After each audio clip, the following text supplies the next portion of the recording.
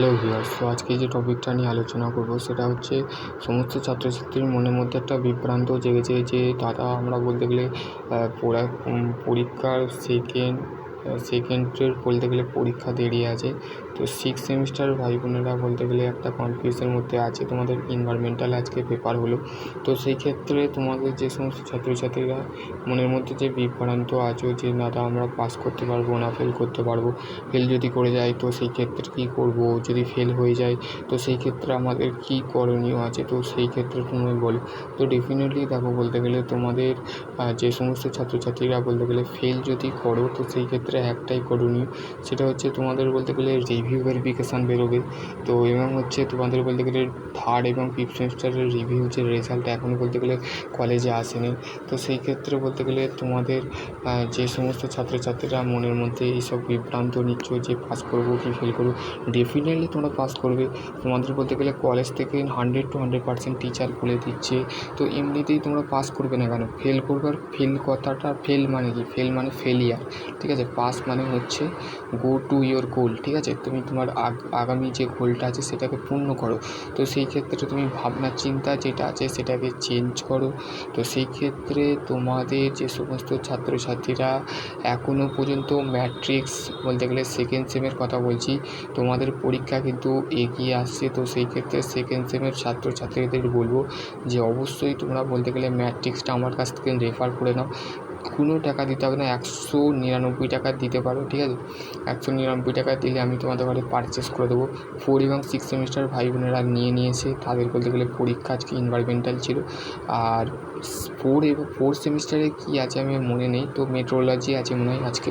তো সেই ক্ষেত্রে মেট্রোলজি মনে হয় আজকে ছিল। তো সেই ক্ষেত্রে আমি 4 সেমে তো কার্ড দিইনি, আমি তো 6 সেমে কার্ড দিতে গেছিলাম। তো সেই ক্ষেত্রে বলবো তোমাদের অবশ্যই তোমরা যে সমস্ত বলতে গেলে যে সমস্ত ছাত্রছাত্রীরা এখনও পর্যন্ত বিভ্রান্তই আছো, অবশ্যই পড়াশোনা ঠিকঠাক করো। আমি বলি 100% পাস করবে, ঠিক আছে। 60-এর মধ্যে তোমাকে বলতে গেলে তোমাকে 24 পেতে হবে।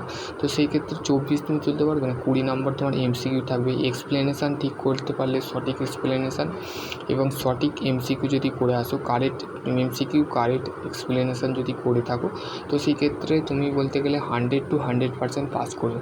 তো ফেল করার কোনো ডিসিশান নেই। তো সেই ক্ষেত্রে মন দিয়ে পড়াশোনা করো। আগামী যে সেমিস্টারের যে বাকি যে সাবজেক্টগুলো আছে সেই সাবজেক্টগুলো যেন পরীক্ষা ভালো হয়। তো সেই ক্ষেত্রে সেই চিন্তা ধারণা নিয়ে আসো যে আমাকে পাস করতে হবে, আমাকে ফেল করলে হবে না।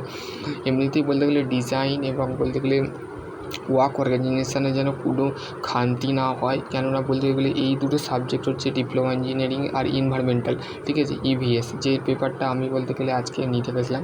তো সেই ক্ষেত্রে তোমাদের যদি আরও কোনো কোয়ারি থাকে তো ডেফিনেটলি তোমরা কমেন্ট সেকশানে কমেন্ট করবে।